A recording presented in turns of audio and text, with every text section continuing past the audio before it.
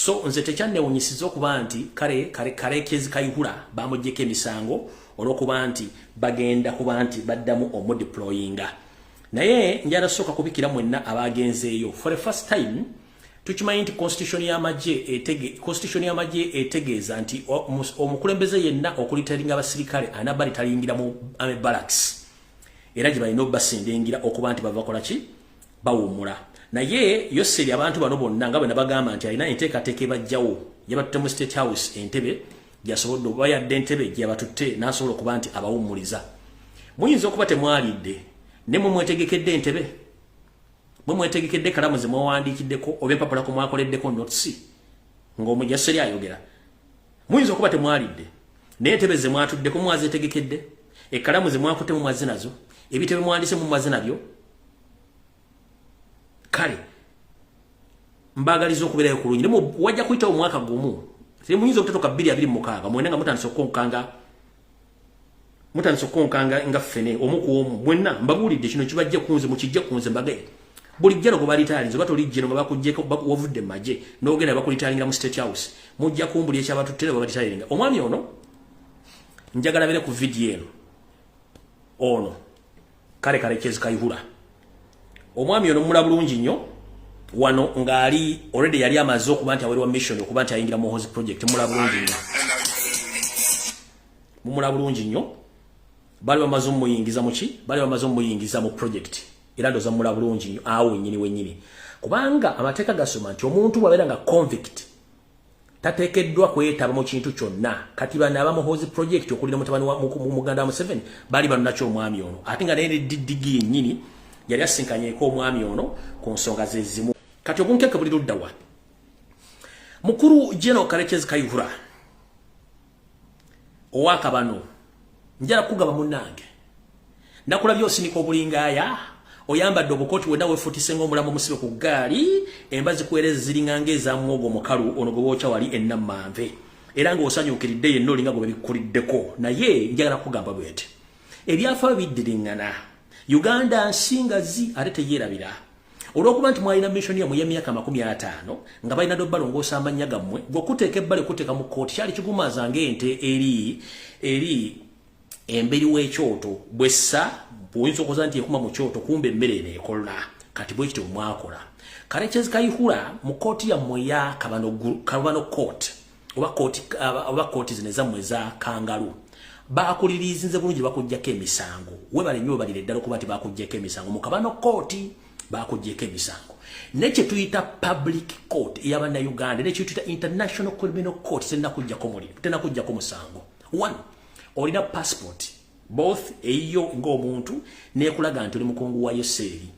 Bw'oba osobola nga bakuggyeko emisango osobola okulinnya ennyonyi n'ogenda e Bungereza oba n'ogenda mu America oba n'ogenda mu Europe anti nga bakuggyeko emisango. Wenkugambidde kooti yammwe ey'Akabano it's very easy okuggyako emisango kubanga kiri mu nteekateeka mu ntandikwa yammwe. Naye mu public court y'abantu Bannayuganda tosobola kuvaako misango ku rekodi zino zengenda okusoma. Era nakulabye ng'osinikiriza obunnyo olinganga embuzi kimeeme esabalaavu ng'owanisa obunnyo I'm very happy now I'm a free man. Waakalya free man ku bantu bwewakattambwa gwe kasajja gwolinga omulambo oguva e Congo ng'ate guli kuvugira ku bigere. Musa abantu b'abantu muli omusinika amanyi kuba mulowooza nti abantu basobola kwogera. Kati mukulu public court gino emisango egimanyi n'ebyafaayo bimanyi bulungi nnyo. Njala kugamba kale kooti yammwe ey'Akabano yakutadde bulungi nnyo era ne bakusonyiwa naye olina passport. International Criminal Court ekulina emisango gye giri, public court ekumanyi bulungi nnyo ne rekodi zaabwe gye ziri. Njala kubuuza Yoseri tibahabala otabasira mutano wakale nseera tamuzizidde nsanga bisibire nanyine kabuyonjo etambula ne famire yammwe njala munziremu ebibuuzo bino wammanga nga ne Kayihura kwali. Ebibuuzo bino bibino wammanga. Mukulu Kezi Kayihura njala kubuuza gw'olowooza Bannayuganda bwe banywa omwenge ne balya n'ennyama oba ne balya ebijanjaalo nolowooza nti bo basirwala tebeerabira. Gw'okimanyi nti famire y'omwami omugenzi Kasiwuukira ekimanyi bulungi nnyo nti gwe wali mu luko olwatta Kasiwuukira. Kati gw'olowooza olw'okuba eri mu Kabano court gye baali bakutadde ng'ekigumazi obuzaabuza abantu gw'olowooza famire ya Kasiwuukira tekimanyi nti gwe watta Kasiwuukira. Maka Bugembe Kasiwuukira gwoza family tekimanyi nti Kayihura gwe watta Maka Bugembe Kasiwuukira gwoza tekimanyi. Kamano koti yo yakutadde kati yo familia yo mugenzi kasiwukira yes yoloza yote manyi nti gwa tata wayo oba na mugwa takasiwukira tugenze maso ngira kubuuza golowooza familia ya mugenzi Andrew Felix Kaweesa tekimanyi nti gwa ta omugenzi Andrew Felix Kaweesa mukangalu koti bakutadde ya mu y'abanyarwanda yakabano bakutadde Andrew Felix Kaweesa familia tekimanyi nti gwa mutta eno public court ekujjukiza mukulu Karekezi Kayihura goloza public court manyite go atta honorable Abiriga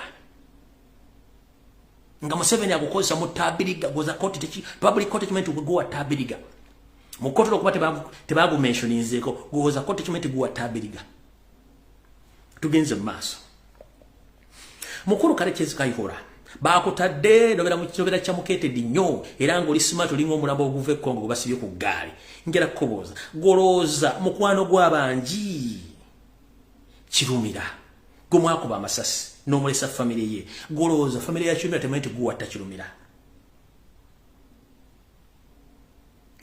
abakutadde mu kabano court I'm very happy I'm a free man now I don't have any case to answer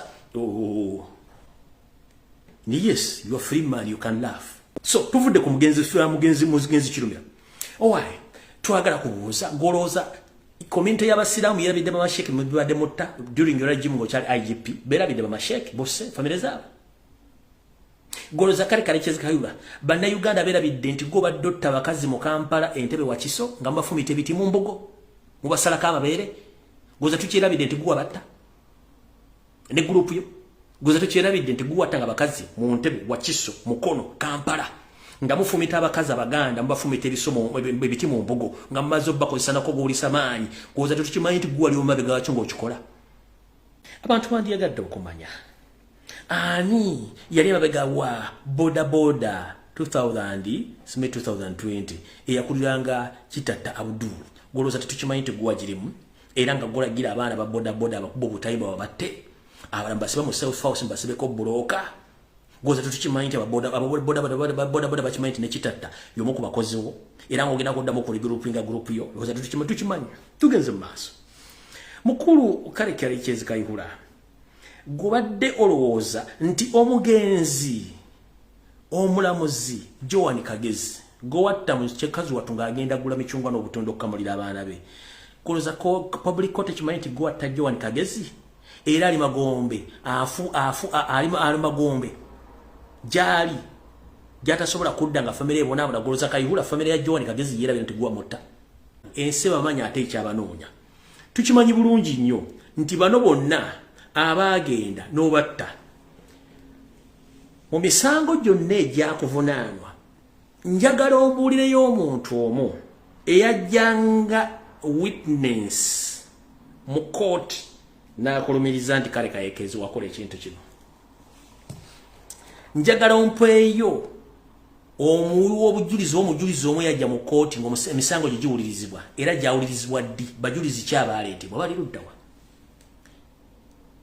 bakuvunana ku misango ki era bajulizi kyabaleta mu court nga bakulumiriza njagala ombuulire omusango mujulizi ki koza tebaliyo lwaki tebabaleta tuvuddewo tukimanyi bulungi nnyo endu zino zonna gurupu zengenda okusoma baali bakozibo era nakati webali abalolede okuddamu okukujja okulumba buto muno mwe muli Sobbi tukimanyi nti mukoziwo era naye waali Paddy Sserunjogi Sobbi wali bali bamuvunyanyeeko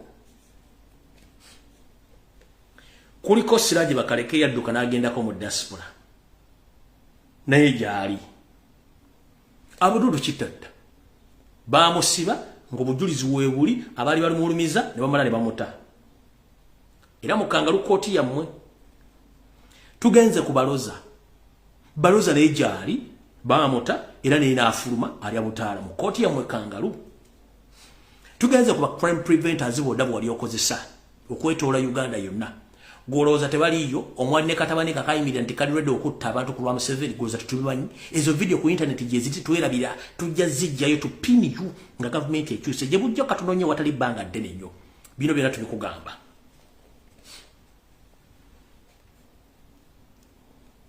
Kibooko squad eyakubanga abantu mu Kampala entebe mukono wa Kiso goloza twerabidde nti abantu